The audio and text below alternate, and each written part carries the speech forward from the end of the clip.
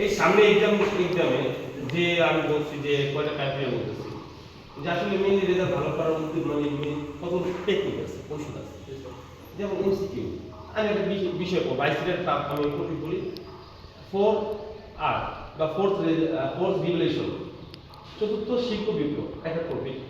আমি পড়ব চতুর্থ শিল্প বিপ্লব কখন ঘটে এর এবং এর কোন দেশ থেকে এই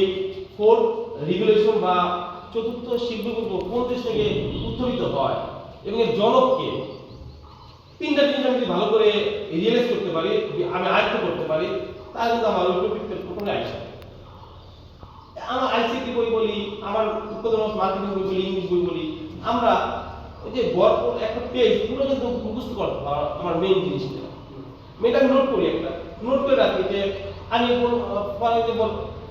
সংখ্যা পদ্ধতি করব সংখ্যা পদ্ধতি চারটা বাইনারি অক্টাল হেক্সাডেসিমাল ডেসিমাল আচ্ছা চারটা মূল থিমগুলো আমি পড়ি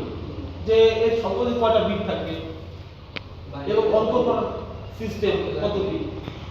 এবং তথ্য প্রযুক্তি আরেকটা বিষয়গুলি আমরা যে কৃত্রিম বুদ্ধিমত্তা আমি পড়বো কৃত্রিম বুদ্ধিমত্তার ক্ষেত্রগুলো পড়বো কোন ক্ষেত্রে প্রয়োগ করা হয় চিকিৎসা ক্ষেত্রে কৃষি ক্ষেত্রে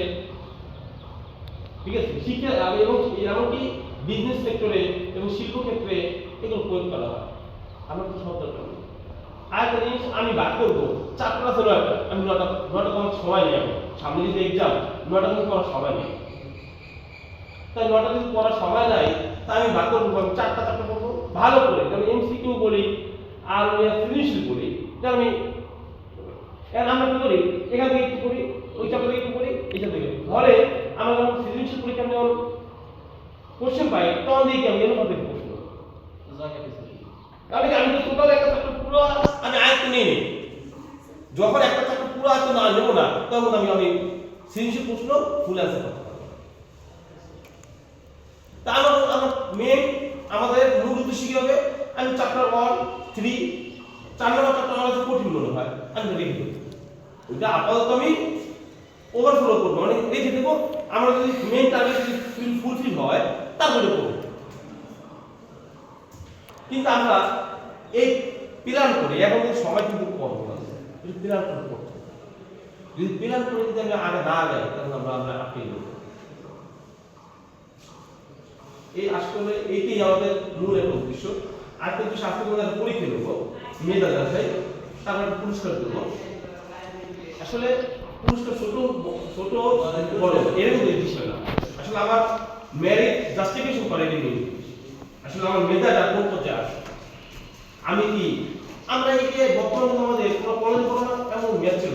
তাই এখন যে আমাদের কেরিয়ার বিল্ড আপ করার সময় আচ্ছা এখন কিন্তু তোমার আমাদের কেরিয়ার বিল্ড আপ করার সময় এখন যদি আমি কেরিয়ার বিল্ড আপ না করি তাহলে সামনে আসতে পারবো যদি মনে করি যে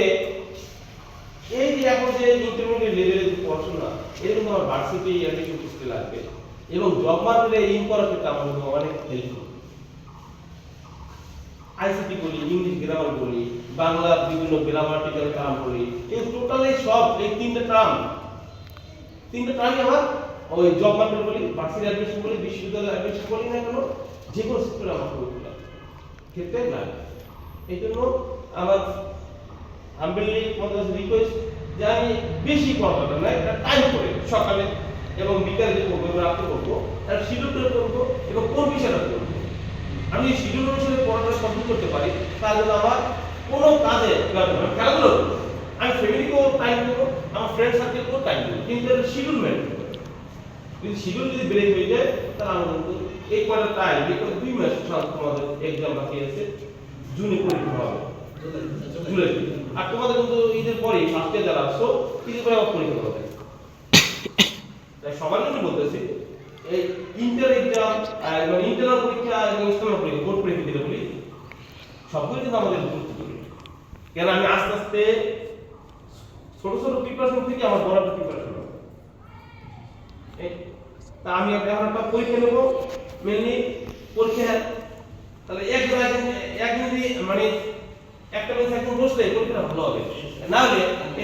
কম্পিটিশন পরীক্ষা তো কম্পিটিশন তার অন্য কম্পিটিশন থাকে না ক্লিয়ার? মনে কিছু না করলে তুমি একজন প্রশ্ন, 5টা প্রশ্ন শুধু খালি লিখতে হবে। বেসিক কোন কোন প্রশ্ন? মানে বাংলাদেশ বিষয়গুলি এবং আইসিটি বিষয়গুলি এবং বর্তমান বিষয়গুলি, ঠিক আছে? সাধারণ প্রশ্ন দাও।